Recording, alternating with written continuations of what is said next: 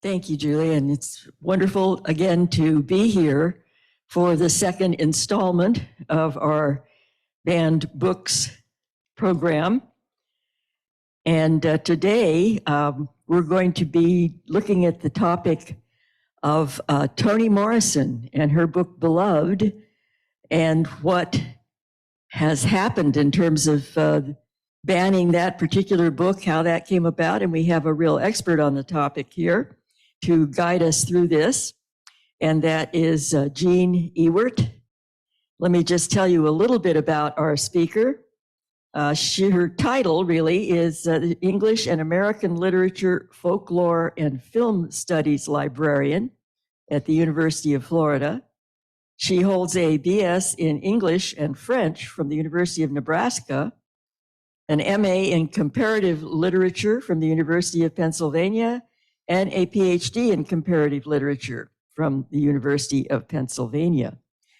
She's very interested in global literatures in English, in modernism, and in 20th century American literature. She's been at UF for 4 years now, and prior to that time, she taught at Eastside High School in the International Baccalaureate program for 17 years. And she also taught at Susquehanna University, Oglethorpe University, and Georgia Tech. So please welcome our speaker, Jeanne Ewert.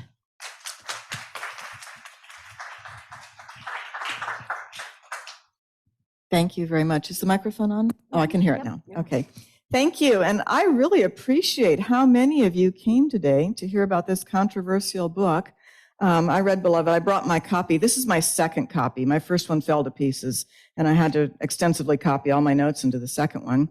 I first read Beloved in 1987, the year it was published by Toni Morrison.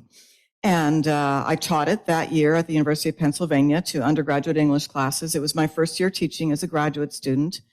And so I taught it at the University of Pennsylvania for 3 years until I took my PhD. Then I taught it at Susquehanna University for a year. I was kind of floating around looking for a job while my spouse looked for a job, and we were trying desperately to live in the same state. And then we came down to Georgia Tech. I taught it there for 5 years, still looking for a job because this was his job, but they were letting me hang out there while I looked. I taught it at Oglethorpe University, also in Atlanta, for 2 years. During that time, I never had a single student complain about this book. I knew that it was being banned around the country. It's been banned somewhere, usually in public libraries. But I have never had a student, many students said it was so difficult that I never wanted to read it, and I certainly wouldn't read it again. Many of students said, the subject matter, which of course is American slavery, was traumatic, and it was painful to read, which I would expect in a book about American slavery. But I never had a student say it was obscene or it was too violent. Then my spouse got a job at UF, and I trailed after him again and started teaching at Eastside High School in the International Baccalaureate program, where the book had already been adopted before I arrived. It was taught in the senior English classes by Denise Standiford, and I took over from her. She moved to the junior classes, and I taught it there for 17 years. Again, I never had a student say that they found the novel offensive, either in terms of the sexual content or the violence. I did have one parent complain about the book. She was a very strict Mormon. Her son was in my class, and she had read it first. She made a habit of reading everything he read. She read it first, and she had put yellow Post-it notes over all the passages that she considered offensive. And so I was to understand that he would not read those passages. And I said, that's fine. Or, IB has an opt-out policy. You can read an alternative book. And she said, no, he can read that. I wanted to read what you're teaching in class. You just can't read the passages with yellow Post-it notes. They weren't very thick in the book because, in fact, there's very little in the book that's actually offensive. And so when the student came in, I said, I understand you won't be reading the passages with the yellow Post-it notes. And he said, no, actually, that's what I read first. I said, I don't know that. Your mom doesn't know that. We're going to just leave that where it is. And and that was the only complaint in 17 years. Now I teach it in the Honors College at UF. And again, I have not had. Now, possibly I haven't had complaints because I'm the instructor in the classroom. So there's a power dynamic. You know, would a student in the classroom say, I find this book offensive? You who have dedicated your life to teaching this book, you should understand that I find this offensive. So maybe they wouldn't say it to me. But I can't believe that I would not get a breath of, I don't approve of this book. And yet, when the book was banned this year in Virginia, I went and read the comments that were made in the school board meeting. And in fact, there were 18-year-olds saying things like, I should not be taught anything that is this offensive. Trying. I'm not sure if I'm pointing it the right way, maybe. I saw the blue light flash. Oh, there we go. No, we missed one. Can we go back one? I was just clicking. I'll try going back. Oh, I had it. There we go. Sorry, we're getting it. Among the things that were said, a Virginia State representative said the book was moral sewage. The book actually has an extremely strong moral message, and it is not for white people. It's for the Black community, and it has to do with the reception of their own members that they consider have overstepped the lines of moral behavior. There is no message in it for white people. It's not critical of white people. That is, unless there's the implicit criticism of owning a human being is morally reprehensible. Morrison never says it. She just said, this is the conditions under which these folks lived.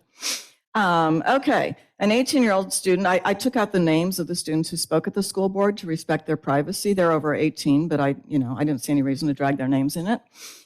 Said, graphic descriptions of incest are not something we should be forcing kids to read. Schools don't show pornography to kids at school. Why do they ask them to read it? There is nothing that even closely resembles pornography in the book. And I read that word incest in several comments. There is no incestuous relationship in the book. I'm not sure if these people were reading the same novel that I've been teaching since 1987. There is a relationship between an adult man and a woman who is 20, and she has come to live in the family where he lives. She's been taken in by a woman he's not married to, but with whom he is cohabiting sexually, and he has a sexual relationship with her. She is not human. She's a ghost. She may or may not be the ghost of the woman's dead daughter. But he does not know that. The woman doesn't know it, and the girl doesn't know it. And there is a relationship. There is no way on earth it qualifies as incest. Okay, when we'll talk about the pornography part. All right, another student said, this book gave me nightmares. Well, I would hope so. If we can read a book about slavery that doesn't give us nightmares, we are not understanding slavery very well. Okay, the language errors, by the way, I left intact. Normally when I reproduce student writing, I silently correct any grammar errors. I chose not to. The language is offensive and the theme is wrenching. If the bestiality and the infanticide are not enough, how about forced oral sex in prison? What does it take to be too offensive? Okay, we'll come back to all of those. And then another parent, this is not Toni Morrison's only failure. Every book she writes involves crude, explicit sexuality that is completely unnecessary. This sentence I loved, and is focused on Black people. We shouldn't read books about Black people being sexual beings. If racism is going to end, it needs to go both ways.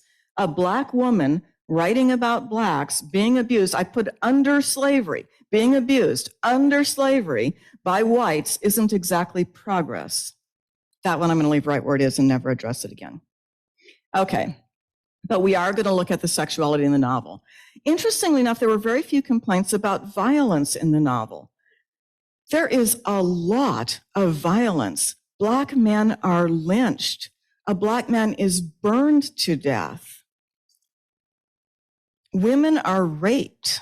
Women are forced to bear children as a result of rape. Nobody complained about violence in the novel, maybe because it, seemed kind of accurate. I don't know, but boy, the sexuality in the novel, that was a problem. So the guy who said it was moral sewage above, he said he counted 5 sex acts in the first 20 pages. And I thought, is that right, 5? If you space out the language so that the same scene might be discussed over a period of some pages as someone remembers more details about it, there might be. This is the first one. In this, I should ask this. How many people have read the novel? Oh, good. I'm so glad to hear that. I find it a difficult novel to read, and I always encourage people to read it anyway. There are a couple of passages towards the last third of the book that are stream of consciousness and that involve a woman who has kind of a double memory. That is, she has I guess I would call this maybe a kind of primal memory of the middle passage, and also her own memories as a person who lived long after the middle passage. And I find that very difficult, and students find it very difficult. It took us we always spend some time piecing that out. But I always appreciate when people say, I just read it because I wanted to know what they were talking about. And I didn't find it that difficult. I do not think the book is that difficult to follow. I don't think it's that difficult to understand. Anyway, this is the first scene. And it's one of my favorite scenes to teach because it's a good way in which to approach how Morrison deals with race in the novel. In Morrison's novel, she will never tell you the race of a character. It is always implied in the passage. Now, sometimes, especially with Black people, she will describe their skin color because she doesn't use the word black. She'll say, he had honey-colored skin, or he had toffee skin, or he had soapstone skin. I'm not sure what a soapstone is. And I think that she does that to illustrate the fact that we look at people and say one race, other race, other race. But in fact, the skin tones among African Americans are many and varied. But she will very rarely say, and never with white people, she will never say, and this person was white. So I use this scene, which is very early in the novel, I think it's on page 5, to illustrate how she does that. So 2 people are in the scene. One is Denver, who's an 18-year-old girl, and her mother, Setha, who is talking about Denver's 2-year-old sister, who was, at page 5 in the book, we don't know how yet she died, but we know that her throat was cut, and that there was a violent altercation with slave owners, that Setha had escaped over the river, Ohio, into the state of Ohio from Kentucky, and confronted by slave catchers, the child's throat was cut. We don't know yet that Setha did that. The assumption most people would make is that the slave catchers had done it. And so they are talking about the fact that the baby's ghost haunts their house, that, objects are thrown around, the dog gets tossed against the wall, and damage is done, baby footprints appear in the cake batter, sometimes little footsteps go up the stairs. And so they're trying to not exorcise, but to call forth the ghost in the house to talk to her, to see why she is so angry when this passage takes place. And Denver, who doesn't understand what happened, right? She does understand, but she hasn't allowed herself to grasp it yet. She says, for a baby, she throws a powerful spell. No more powerful than the way I loved her, Setha answered. And there it was again, the welcoming cool of unchiseled headstones, the one she selected to lean against on tiptoe, her knees wide open as any grave. Pink as a fingernail it was, and sprinkled with glittering chips. 10 minutes, he said. You got 10 minutes? I'll do it for free. 10 minutes for 7 letters. With another 10, could she have gotten dearly too? Now, if you're reading closely, this is when you deduce that the word she got was beloved. She had not thought to ask him, and it bothered her still that it might have been possible that for 20 minutes, a half hour, say, she could have had the whole thing, every word she heard the preacher say at the funeral, and all there was to say, surely. Engraved on her baby's headstone, dearly beloved. But what she got, settled for, was the one word that mattered. She thought it would be enough, rutting among the headstones with the engraver, his young son looking on, the anger in his face so old, the appetite in it quite new. That should certainly be enough. Enough to answer one more preacher, one more abolitionist, and a town full of disgust. I ask my students when they read this scene, what is the race of the engraver? And often they say, how would you possibly know? And I say, because he assumes that for Black women to sell their bodies, it doesn't cost them anything. You got 10 minutes, I'll do it for free, as though there is no emotional or moral price to be paid for leaning up against a headstone and letting someone rape you with his son watching. I said, the other reason you know is that the son is there, because that's not cheating on mom because it's a Black woman. If it were a white woman, the son wouldn't be there. There's about 5 other ways you can tell from that passage that the engraver is white. Okay, this is one of the passages they object to. Public sex. Right there. She couldn't get the headstone for her dearly beloved little girl, and thus she paid for it with sex. Do you find this obscene or pornographic? I have students that this goes right over. When I say, you understand that she traded sex for the gravestone, they say, what? Where did that happen? Because her knees were wide open as any grave, and they don't recognize the word rutting, which of course is your other clue. I don't define this as pornography. I really don't. I'm not sure what is pornographic about this description, which it seems to me is about as veiled as you can get and still tell your audience what happened. Okay, well, that's the first one. This one is the one where the bestiality comes in.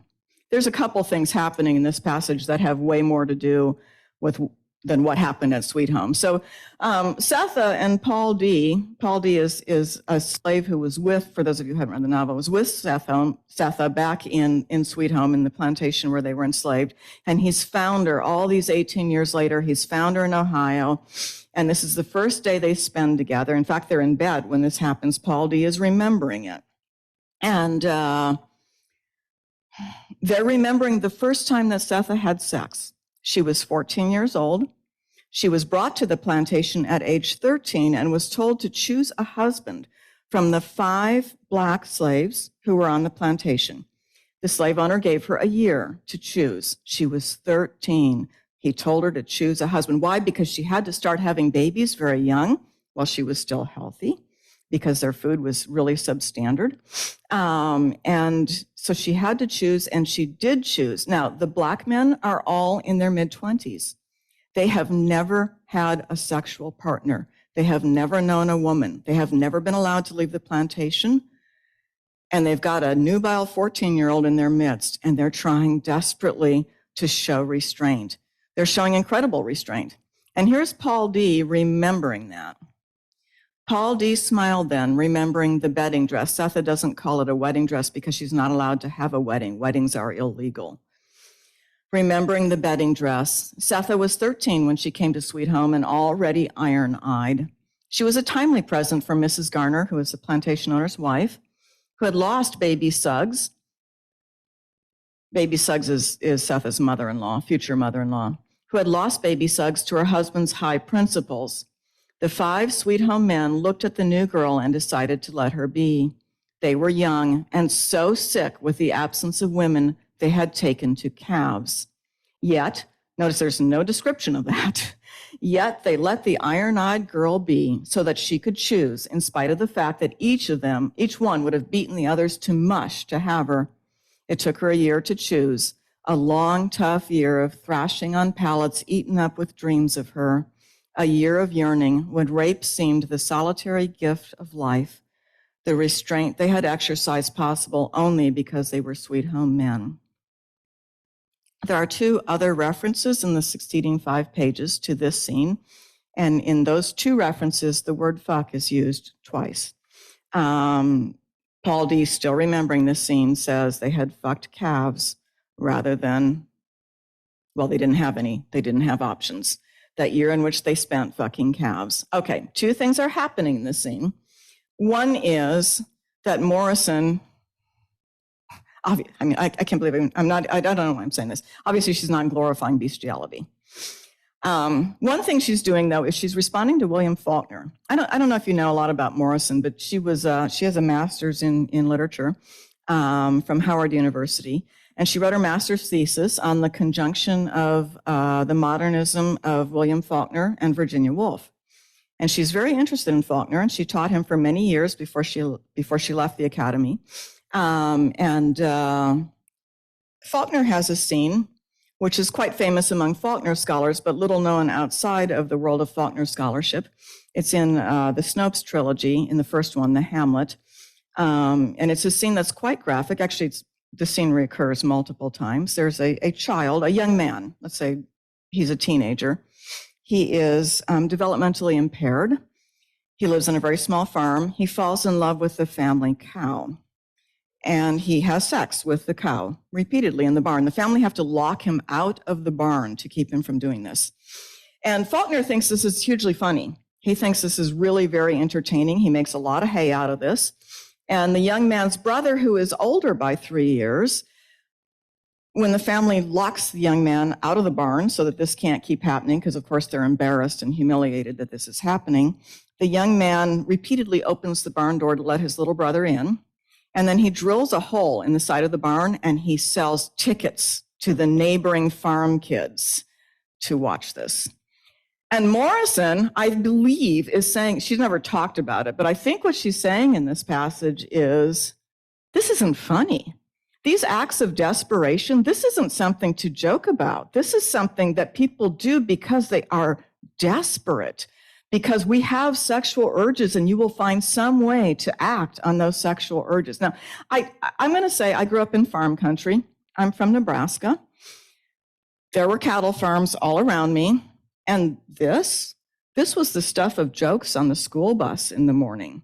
I mean, farm kids joked about this all the time. Have you tried cows yet?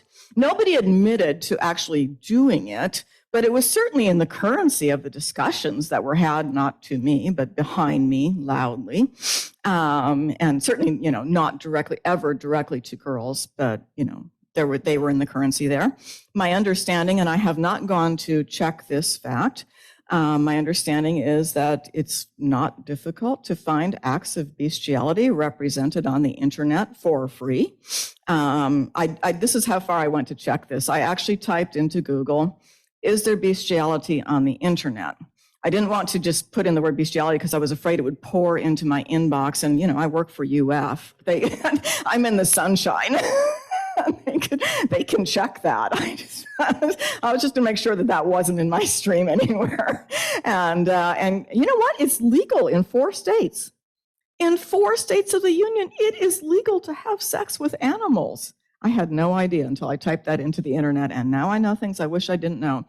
And according to people discussing this on the internet, it's also widely available. And if you type in the letters PORN, you can choose your category, and that will be one of them. And it's free, and it's everywhere. Okay, don't do this at home.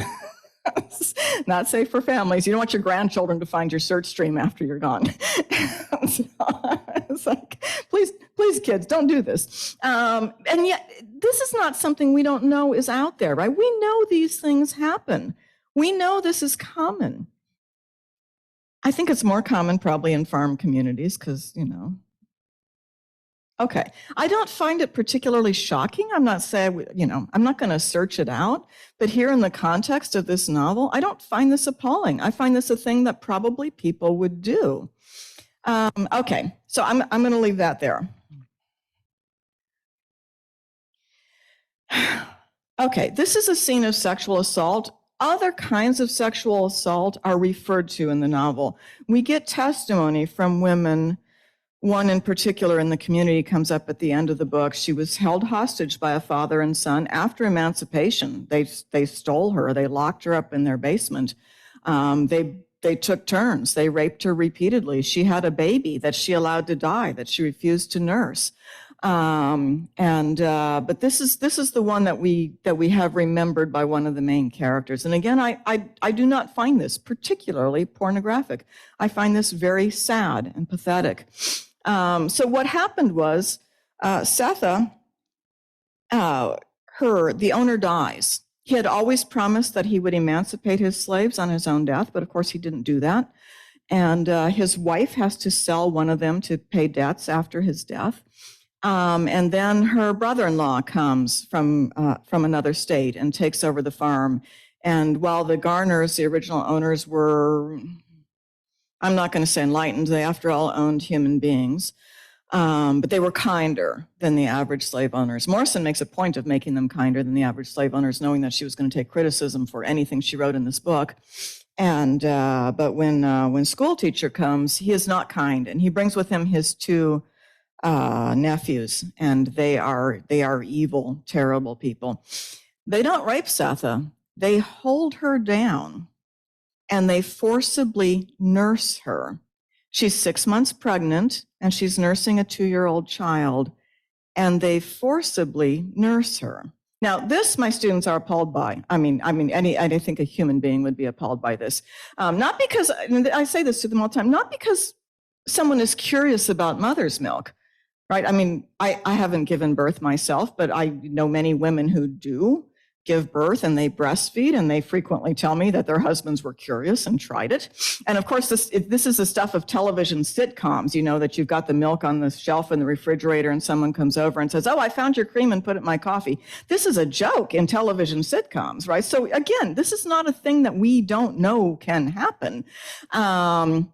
Now, there's some cultural background that I think you need to have for this scene, and I'm going to come back to that in a minute, but I want to read the scene because, again, it is not pornographic. It simply says, "They did this to me." So this is Paul D. talking to Setha, and she's trying to explain to him why her back is scarred, because after they held her down and forcibly nursed her, she told a school teacher, their uncle, that they had done this, and he tells them to whip her for tattling. She's 6 months pregnant. They have to dig a hole in the ground for her stomach to fit in so they can hold her down on the ground to whip her. And they open up her back, and the scar tissue has formed the shape of a tree with a trunk and branches coming out. She calls it a chokecherry tree because where the thong came up at the end and ripped out chunks of flesh, it looks like red fruit. And so she's talking to him about this, and Paul D says, "How did this happen?" And so she's explaining. She says, I had to send the baby girl away. She was she was taken away by people on the Underground Railroad. And she said, I had to get to her. I had to get to her because my breasts were full, because I needed to feed her. And he says, "Men don't know nothing much." I think he should have paused right there. The whole book would have been explained if he just said, "Men don't know nothing much." And he goes on. "Men don't know nothing much," said Paul D, tucking his pouch, this is his tobacco pouch, back into his vest pocket. "But they do know a suckling can't be away from its mother for long. Then they know what it's like to send your children off when your breasts are full." We was talking about a tree, Setha. He's not very interested in mother's milk, but this is her. "After I left you, those boys came in there and took my milk. That's what they came in there for. Held me down and took it. I told Mrs. Garner on them. She had that lump and couldn't speak, but her eyes rolled out tears." Mrs. Garner is dying of a thyroid disease. She has a goiter, and she can no longer speak. There's no treatment for goiters in the 19th century. "Them boys found out I told on them. School teacher made one open up my back, and when it closed, it made a tree. It grows there still." Paul D can't believe this. They whipped a pregnant woman. They used cowhide on you, and they took my milk. They beat you, and you was pregnant, and they took my milk. She'll repeat that one more time, and I cut this so you could see the whole passage on one screen. Because in the structure of the passage, you can see what shocks Paul D. They beat a pregnant woman, and what shocks her? They took the milk that I could have had for my children, and I didn't. In the backstory to this passage, we will find out that Setha grew up on a rice plantation that was a very large plantation, and the mothers who gave birth there were not allowed to keep their own babies. There was a woman who acted as a wet nurse for the entire plantation. She was chosen because she had a withered arm, so she couldn't work in the rice fields. 3 days after Setha's mother gave birth to her, Setha was given to Nan to nurse, and her mother was sent back into the rice. And after that, she did not see her, except very occasionally when her mother wasn't too tired to spend time with her. And Setha says, "We were all so malnourished. Nan had to nurse all the black babies and the white babies too, and the white babies got the milk first, and there was never enough left for us." And so I talked to my students about what's happening in the scene, because what the boys are doing here is enforcing to Setha a status she'd always prided herself on not having. She was never used as a mammy. The plantation was not big enough that her milk was needed for other babies also. The white woman never had any children, probably because she's dying of thyroid disease. She never gave birth. Setha never had to nurse white babies or black babies except for her own babies. And she was so proud of that. And these boys said to her essentially, you know what? You're nothing but a mammy. And we don't need milk because we're 14 and 15 years old. We can, eat whatever we're having for dinner, but we get your milk first before your babies do. We are entitled to that milk. And I say to my students, this is not a scene of sexual assault. This is a scene of mother assault. This is saying, we don't care about your children who are hungry. We don't care that your babies are not going to be fed because we are entitled to whatever the products of your body are, whether that's sexual intercourse or stealing your milk. It's all the same to us. We own it. And Setha is saying, I thought I could have my babies fed. I thought I would be the mother who could feed them, and they took that. She doesn't care about what they did to her back. She cares about what they did to her milk. Okay. I'm sorry, by the way, it says page up there because I meant to go back and put the pages in. I took the quotes out of an electronic version of it. I was going to go back and check in my book and put the page numbers so you could see them. And then I forgot to ever go back and do that before I sent off the PowerPoint. So I apologize for that. I'll find them for you if you want them. Okay, this is the second to last one, and I'm going to skip the last one, just in the interest of time. And but this is the one with forced sex in the prison camp. So at some point while the war is raging, Paul D., who has escaped and then been resold and caught, taken back, and escaped, tries to kill his master, and he's sent to a prison camp in Georgia. And all of the men in the prison camp, under the most incredible duress imaginable, being kept in boxes that are essentially in a ditch dug in the dirt in the ground, right? They're not inside a building. They live in wooden boxes that they can't stand up in. And then in the morning, they're taken out of the boxes and chained together and forced to work in a rock quarry. And all of them are there because they tried to kill their masters. And this is what happens in the prison camp. And again, this scene is, I do not think pornographic, and another scene that goes by my students so quickly that when I say afterwards, did everybody get that there was a scene of forced fellatio in the prison camp?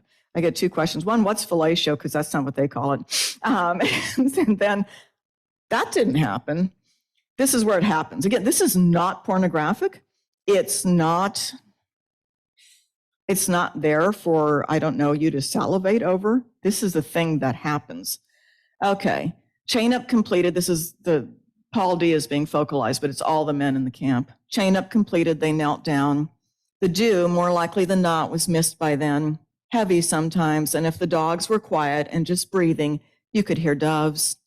Kneeling in the mist, they waited for the whim of a guard, or two, or three, or maybe all of them wanted it from one prisoner in particular, or none, or all. Breakfast, I refuse to use the N-word when I talk to people. When I first started teaching Morrison, if it was in the text, I would read it the way it was. This was in my first 5 or so years of teaching. And then I had a student who came and talked to me about that once, and he said, imagine how hard it is to be the only Black student in your class at the University of Pennsylvania and to hear this word, even in the mouth of a woman who is an African-American writer. And I said, you're right. I'm not going to say it again. Okay. Yes, sir. Hungry? Yes, sir. Here you go. Occasionally, a kneeling man chose gunshot in his head as the price, maybe, of taking a bit of foreskin with him to Jesus. And that's the only sentence that tells you what is happening in that scene. Paul D. did not know that then. He was looking at his palsied hands, smelling the guard, listening to his soft grunts, so like a dove's, as he stood before the man kneeling in the mist on his right. Convinced he was next, Paul D. retched, vomiting up nothing at all. An observing guard smashed his shoulder with the rifle, and the engaged one decided to skip the new man for the time being, lest his pants and shoes got soiled by nigger puke. Do you find that pornographic? I don't either. And yet, Homosexual sex, right there. Like, this isn't about homosexuality. These guards are not homosexual, neither are the prisoners. This is about the violation of people's bodies because you can, just because you can. I don't think it's a secret that rape happens in prisons. I don't think it's a secret that rape happens in prisons today, that rape happened in American prisons yesterday, last week, last year. Again, this is the stuff of comedy. People joke about this. I read stories in the newspaper about child molesters going to prison, and there's always someone who will say, well, don't bend over in the shower. You know what they do to child molesters. This isn't news to us, right? I watched a television show. I don't really watch much television, but I watched a show called Orange is the New Black because I was making an observation about the prevalence of prison rape. And one of my students last year when I was teaching Beloved said, you should see this show. Prison rape is a joke every single day on this show. And I watched 3 episodes. I'm going to say it didn't do much for me as a show. I didn't really see that it was very funny, actually. But I think it was supposed to be a comedy. I'm not actually sure about that. But it was right. Prison rape was the stuff of jokes every 5 minutes on the show. But this is so offensive that we can't teach this book to high school seniors because, their little minds will be corrupted. I asked my students when a student told me about this show, Orange is the New Black, I said to my class, how many of you have seen this show? 18 out of 18 had seen the show. They're 19, right? They're in their first year of the honors college. But they can't read this in a novel because they'll have nightmares. Okay, I'm going to skip the last one, which is the scene with the ghost, because it's much like these. There's nothing more or less pornographic in that. In fact, I think it's even more obscure than these are. Because I want to show you 2 scenes of sexuality in the novel that are beautiful. I say to my students all the time, it's a book that is fairly unrelentingly negative about the possibility of consensual sexual happiness between 2 people. Because under slavery, it was virtually impossible. Because it wasn't consensual, because it wasn't happy, because it was perverted, because people weren't allowed to just be married and be happy and to have children. And yet there are, and so the book is, it's not a happy book on the subject of human sexuality. Sex is rape in this novel. It really, truly just is. Those are the conditions of slavery. And then I show them these 2 scenes. So this one is a follow-up to the one I read you earlier about Paul D. remembering how desperately they craved women. And it's actually comes about 3 pages later. So he and Seth have not seen each other for 18 years. And there was some, on Paul D.'s part, there was some remembered passion. He had really, really, really been invested in her erotically when she was on the plantation and respected the fact that she was not his wife. And now her husband is dead. He knows it. She is pretty sure of it. And they've met each other again after 18 years, and they fell into each other's arms. It doesn't go well. I suspect that if you met someone that long ago you found divinely beautiful when she was very young, in fact, barely pubescent, and you met her again when she was in her 40s after she'd had 4 children, possibly everything would not go the way you thought it was. It's not going to be the occurrence that you thought it was going to be. I say to my students all the time, when you're young, especially when you're a teenager, if all of your experience of sexuality comes from watching romantic movies, you think that, passion is just going to happen beautifully and perfectly every single time, but especially that first time. There will always be mutual orgasm at the same time. It's not going to require any effort. Nothing awkward is going to happen. And, I think that, I remember thinking that when I was in high school. I had this vision in my head of what the first time would be. And I suspect that many of us discovered that wasn't it at all. And, I say to them, it takes practice. It takes practice and trust, a great deal of trust and mutuality and consent. And what happens in the back seat of your car, which is where high school encounters often take place for the first time, isn't going to be what you think it's going to be. And I think this scene is a good example of that. Paul D hasn't had sex for a long time. and things are over before they really start. And he discovers that Seth's body is not as young as he remembered it being. Things are over very quickly. They're dissatisfied. It wasn't what they thought. And they're thinking. And what they're thinking, and interestingly enough, the scene that is remembered here is a scene of absolute beautiful consummation. They're both remembered the first time Setha had sex, only Paul D knew about it from a distance. When Setha got married, or when she had the ceremony that they called marriage, her husband, Hala, took her to the cornfield. He didn't want to do it in the cabins for the first time because they weren't soundproof. And he wanted her to have privacy. But he forgot that in the cornfield, the least movement will set off the ears of corn swaying in the wind. Those of you who grew up in Nebraska like I did know about sex in cornfields. Sorry, I don't say that to my students.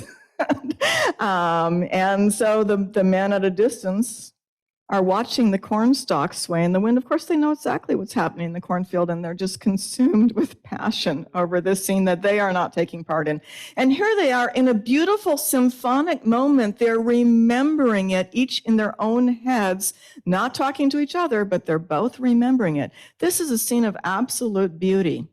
I have to say that I'm not that keen on sexual scenes in novels. I'm a little bit squeamish, and I'm a Mennonite, so I'm going to say I'm a prude. This is not prudishness here. This is beautiful. Paul D sighed and turned over. Setha took the opportunity afforded by his movement to shift as well. Looking at Paul D's back, she remembered that some of the corn stalks broke, folded down over Hala's back, and among the things her fingers clutched were husk and corn silk hair. How loose the silk, how jailed down the juice. The jealous admiration of the watching men melted with the feast of new corn they allowed themselves that night, plucked from the broken stalks that Mr. Garner could not doubt was the fault of the raccoon. Paul F. wanted his roasted, Paul A. wanted his boiled, and now Paul D. couldn't remember how finely they'd cooked those ears, too young to eat. What he did remember was parting the hair to get to the tip, the edge of his fingernail just under, so as not to graze a single kernel. The pulling down of the tight sheath, the ripping sound always convinced her it hurt. As soon as one strip of husk was down, the rest obeyed, and the ear yielded up to him its shy rose, exposed at last. How loose the silk, how quick the jailed up flavor ran free. No matter what all your teeth and wet fingers anticipated, there was no accounting for the way that simple joy could shake you.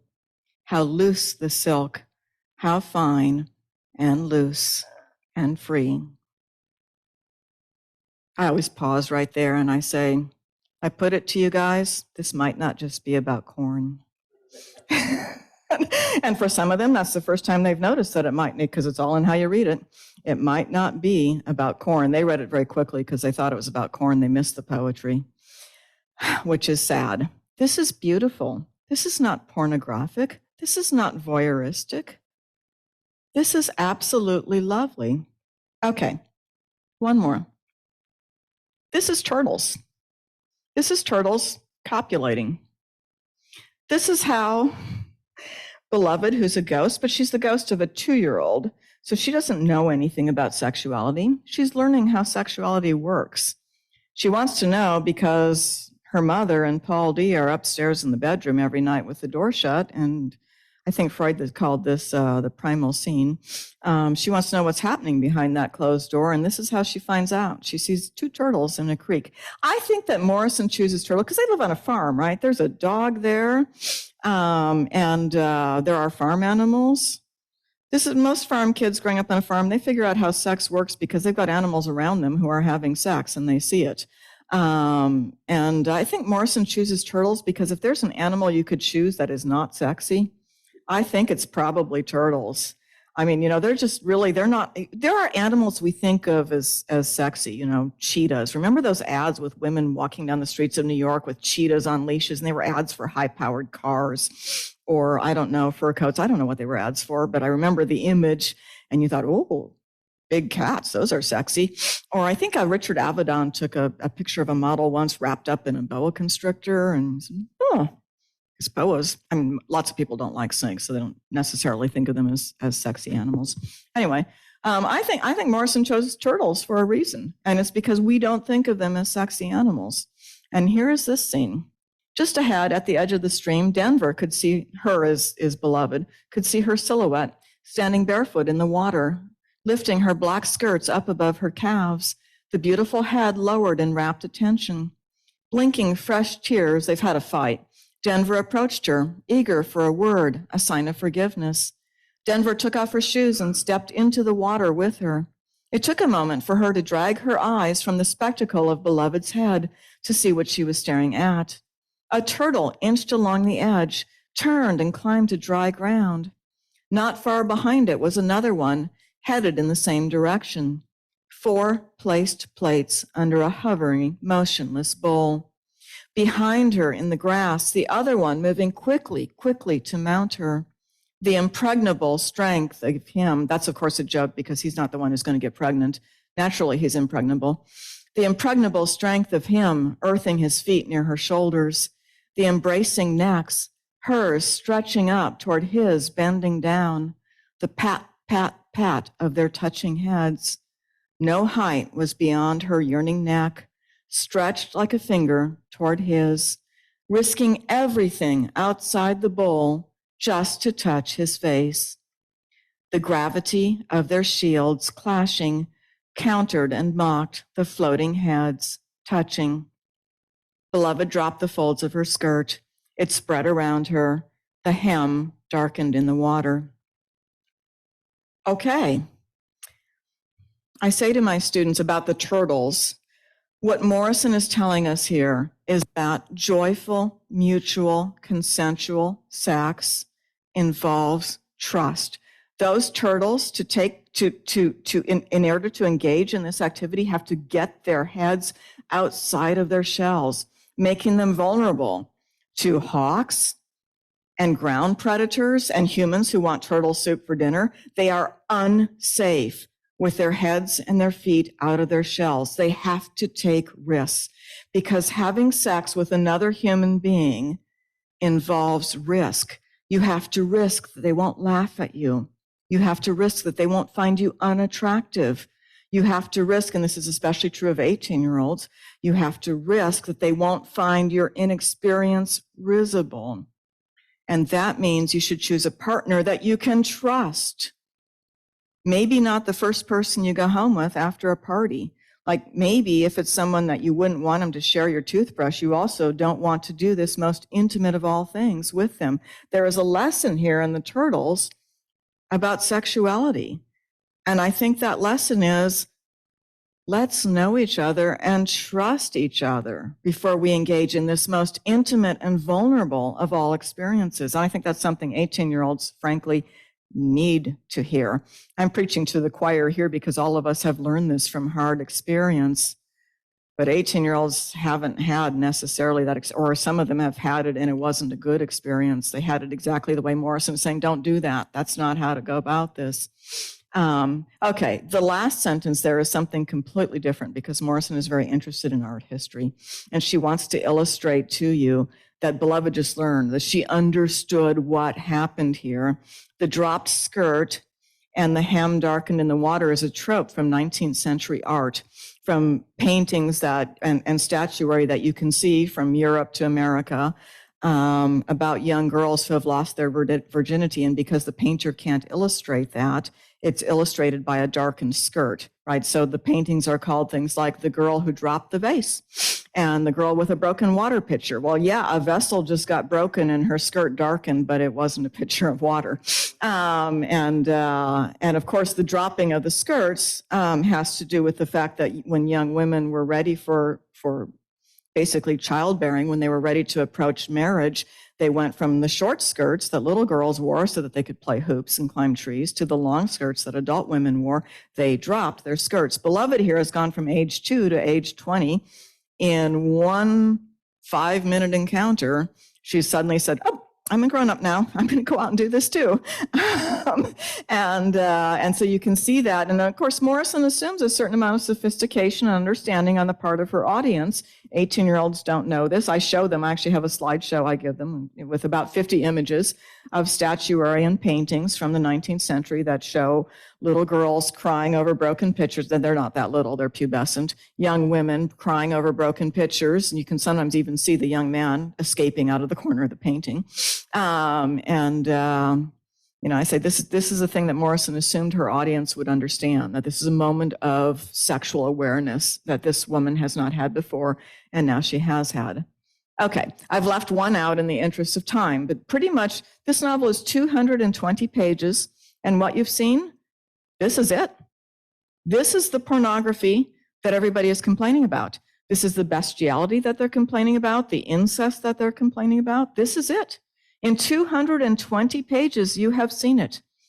I cannot begin to fathom what their issue is. I don't understand it, except I do, because I don't think it's about sexuality in this novel. I don't think that's it at all. I think they don't want this novel taught, and this is what they can latch onto that gives them a place to say, oh, parents, you are going to be so upset. There is incest, there is bestiality. There's not incest. We're going to say there's incest. There's bestiality. There is rape. This is a terrible novel. Your children are too young for this. You have seen it. That's it. Could you have read this at 18? It didn't exist when I was 18. I think I could have handled this at 18. I'm pretty sure I could have.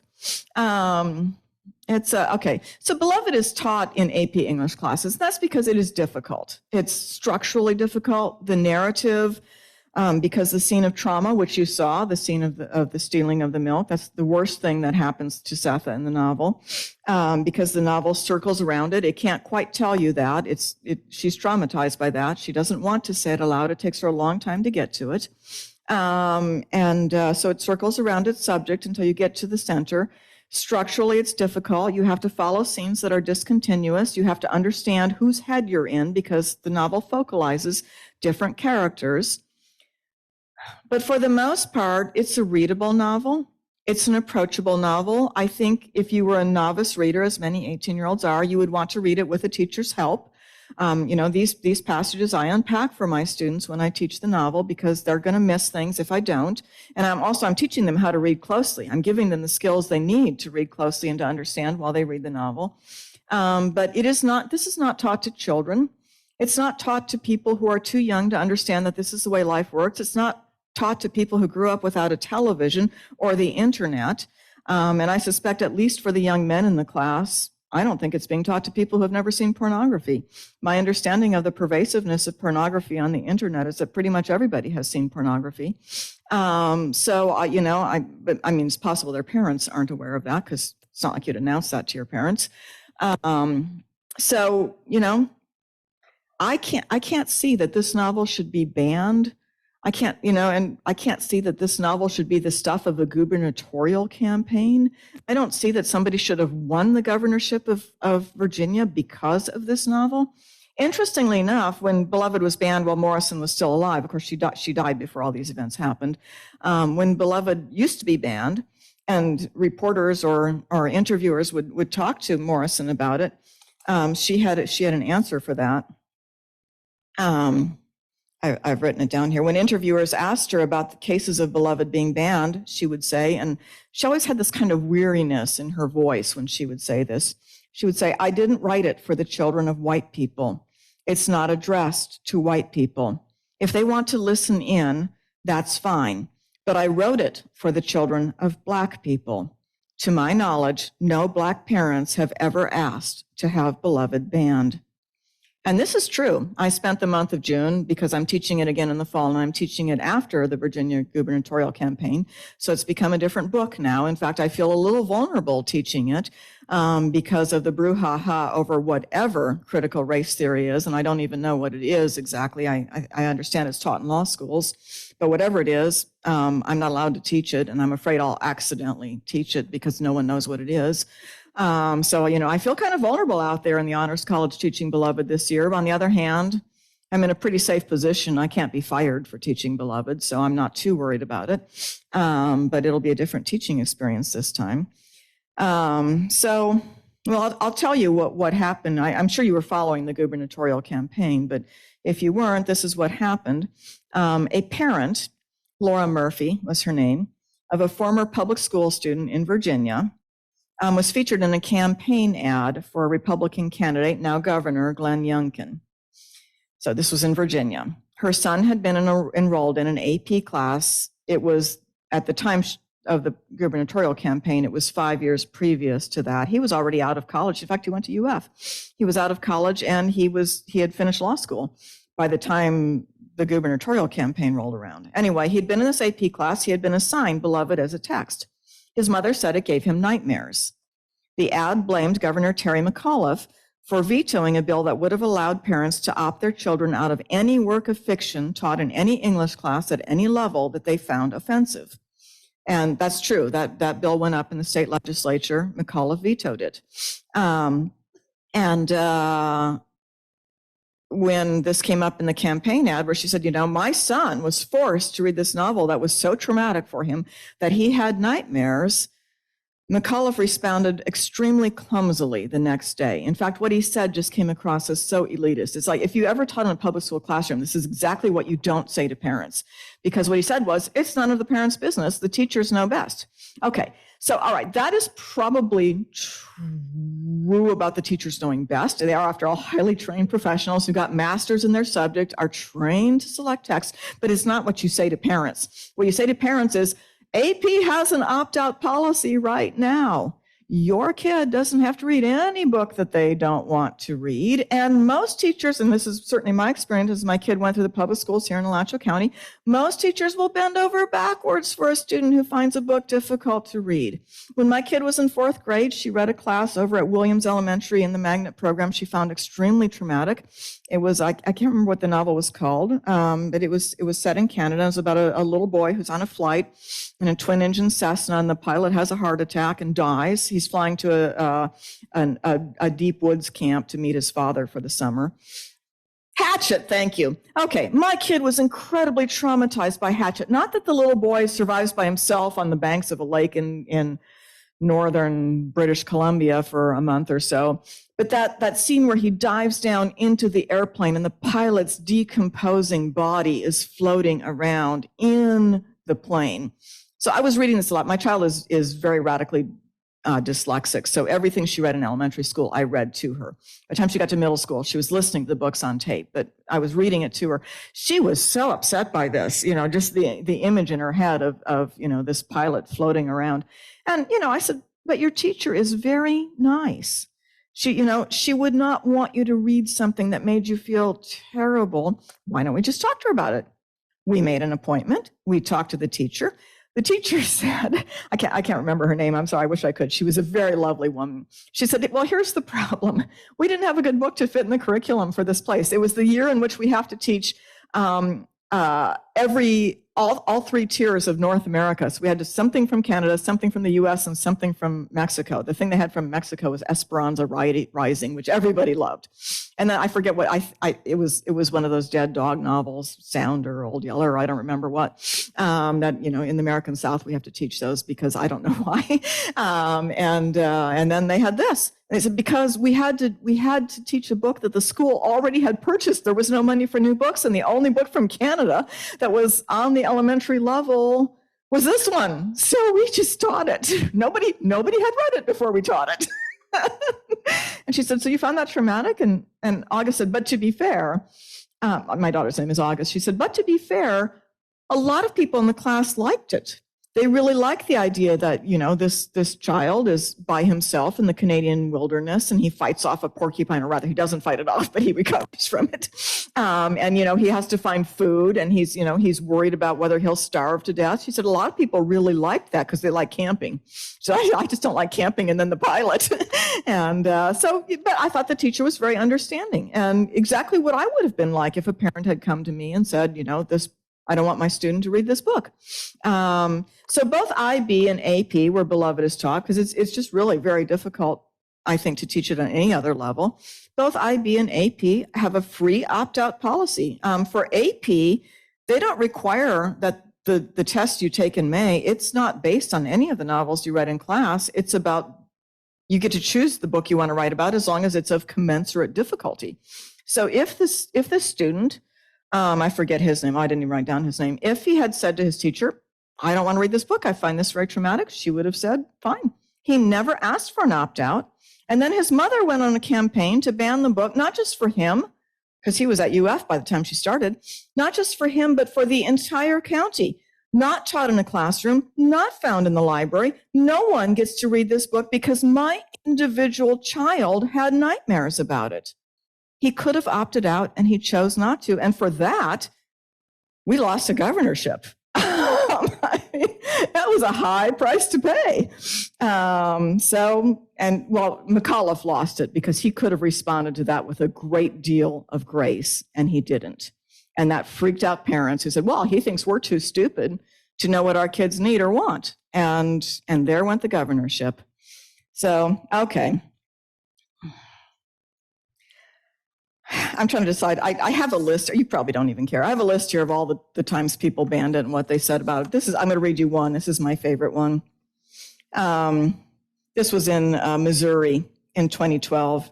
Two parents, Matt and Barb Dane, claimed that the novel contained violence and sex acts with no historical context for those. I think that slavery is a historical context, so we can pretty much understand what happens in it. Anyway, she said that Barb Dame claimed that she knew about this because she had read excerpts of the book on the internet. And then she was outraged because students went to the school board website and they started cutting and pasting from the Bible excerpts that had to do with rape and incest and bestiality, and they're not that hard to find. And they started just pasting them in and saying, what else are we going to ban? What else are we going to ban? So that, and in fact, the school board actually stuck with the students. The school board said, no, we're not going to ban this just because you found excerpts on the internet. You could read the book in context and then, come to us with a consideration of the book based on its context. And, and that's true for all of these parents who say we should be consulted or we need slips to come home saying their sexuality. The curriculum are always published in advance. There's everything my student ever read, I read before she did. I looked at the syllabus, I ordered the books on Amazon, or I checked them out of the library. I read them, and I knew what she was going to read. No parent is disempowered here. Any parent who was in my AP or IB classroom at any point in those 17 years at Eastside could have read the entire curriculum the summer before, because those books are out there. It's no secret what we teach in the classroom. Okay. I will. Oh, thank you. Oh, look, I'm on TV. I can never get over myself on Zoom. I spent 2 years, and I'm still not over it. Can I take questions? Do I have time for questions? I'm not sure how much time I've talked. I was going to watch a clock and then I forgot to. Oh, please. Hold on 1 minute. I didn't mean to cut you off. You have plenty of time. It's okay. I just want to say that was a very compelling, professional, beautiful presentation. Very powerful. Thank you. And I say, don't give up teaching that. Get out there. These kids need to hear this kind of stuff. And I'm going to read it again. Well, bless your heart. You know what? Drop me an email. I'm on the library website, and I will send you my teaching notes because they're really helpful. They're intended for people who are reading the novel. It was excellent. Thank you. I kind of hated to teach it the way I did because I did exactly what those parents who complain about are. I picked out segments, and this book is so beautiful, and this is such a tiny part of it. This is not the message of the book. I would like to have a book club where I can come in and read it with you guys and just read the whole novel because it's so worth reading. Okay. You did a super job of describing how to put the passages in context. And I'm sure you do that with your students. What it indicates to me is that there does require a certain amount of age appropriateness to be able to put it into that context.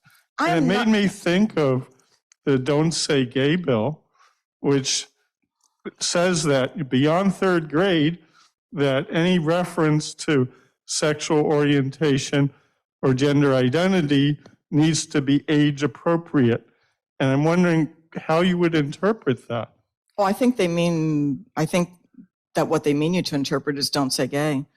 I really think because when I read that whole thing, because again, I'm teaching at UF, I fall under these standards. And when it's not K through 12, it's all the way up through the entire UF educational, through the state educational system all the way through college. So I'm responsible for the strictures of that bill. It is so vague that you are unable to know what age appropriate would be at any point. And that's because they know that this cannot hold up in court, right? You cannot censor teachers this way.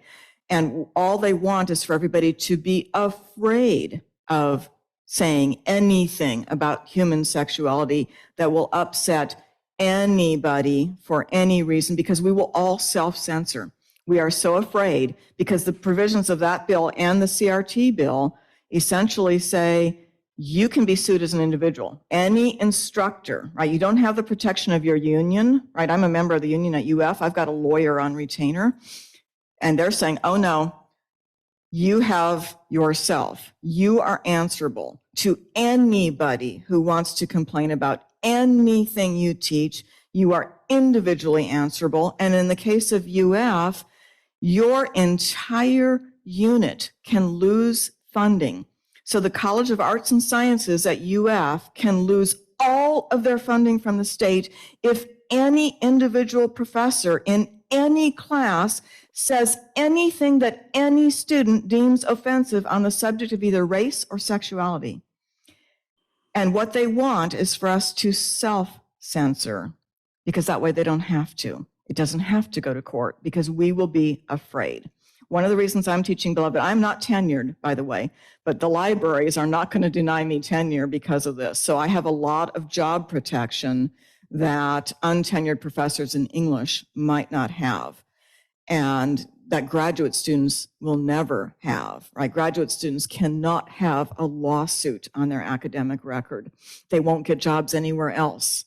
And so in some ways, I'm one of the people who has to go out and teach this, and the tenured professors have to teach what they're going to teach. Because you know what? I don't know what CRT is, but we're not teaching it. You know, we don't know what it is either. So it's we think it's just history. I mean that we don't think it's history. We think the way they're defining it is just history. So you know, we're going to teach what we're teaching because I don't know what else to do. You know, I cannot imagine, and I worked in the public schools for 17 years. I cannot imagine a teacher on any level, anywhere, walking into a classroom and saying, wow, you white kids, you really have blood on your hands. You're culpable. You're hateful. First of all, most of the teachers are white. Who do they think is saying this? And also, if I said that in a classroom in the Alachua County Public Schools, I wouldn't have a job 5 minutes later. I mean, the schools would not have my back if I said something like that. I can't even envision saying something. It makes me kind of anxious to think about saying something like that. And that doesn't even take into account the fact that I don't think that way. And I don't know my kid went to the schools. I taught in the schools. I don't know anyone who thinks that way. I don't know what they're talking about.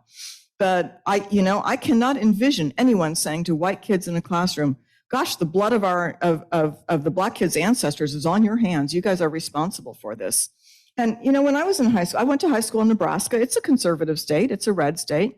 I went to high school in the 1980s. We learned U.S. history. We were taught the history of slavery. We were taught the history of racism in America.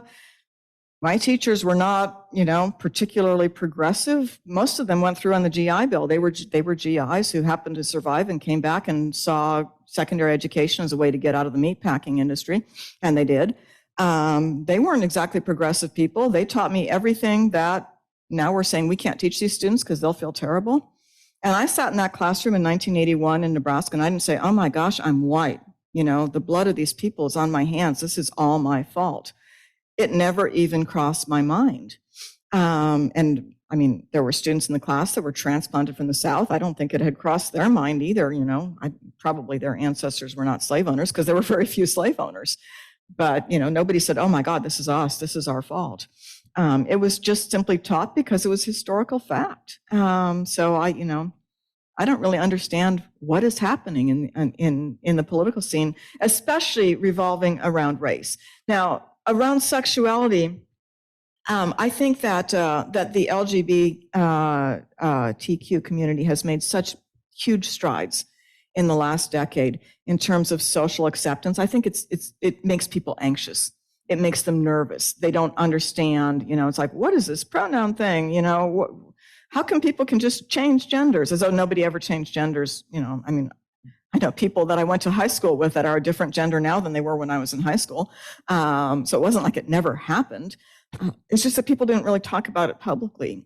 And I think one of the things that happens is that when there's a fairly substantial social change, it generates fear and anxiety and a kind of tribalism. And well, that would never have happened back in the day. I mean, when I was in high school, if somebody had even dared to, if they had dared to come out, which they never would have done, or, if they had looked the tiniest little bit fey, they would have been taken out to the back 40 by the football team and beaten to death. And, the football team would have considered that that was their moral responsibility. So thank goodness we don't live in dark ages anymore. And that was only 40 years ago. But I think that the very fact that people, when I taught at Eastside, I had kids come out all the time because it had become socially acceptable for them to say, this is who I am. I'm going to be true to myself. This is the person that I am. And when it became socially acceptable, they applauded each other for it. These kids don't have any trouble with it. They're fine. A kid would come into my class and say, I came out today, and all the girls would pat him on the back and say, good for you. We're so brave. Do you need us to help you to tell your parents? And I think that's what, there's a generation that's revolting against that and saying, we can't have that. They need to go back in the closet. And the best way we can get them back in the closet is to tell them that, they will be radically unsafe if they come out. And We have a question here on Zoom. Sorry. Go ahead, Ms. Ryan. Can you hear me? Yes. I was reading online today, I think it was the New York Times, but they had a list of the most influential books of the past 100 years. And Toni Morrison's Beloved was number 5. Oh, yay. Good for her. Morrison never needed people to read her book. Her book stands on its own, but I really want students to read it. I really want them to judge it for themselves, both its literary value and its moral content. Morrison always said the people who need to read this book, they will get this book. She never worried about book bannings, but I think it is a hugely influential book, and I'm proud to say that I've taught it since 1987. I don't know how many students that is, but it's got to be in the thousands by now. There's another request here for your teaching notes. So if you certainly want to send them to me, I can send them to the group that signed up for I this. will. Okay, I'm going to put them in order because right now they're my notes. I'm going to make them legible for you. I'm going to make them your notes by making them in complete sentences instead of notes, and then I will send them to Thank you, and you, you can thank you. pass them out. Absolutely. Any I'm other delighted to. questions here in the Oak Room or on Zoom? I think this has been another phenomenal presentation, and we sure thank you for your time today. Oh, thank you. It has been my very great pleasure.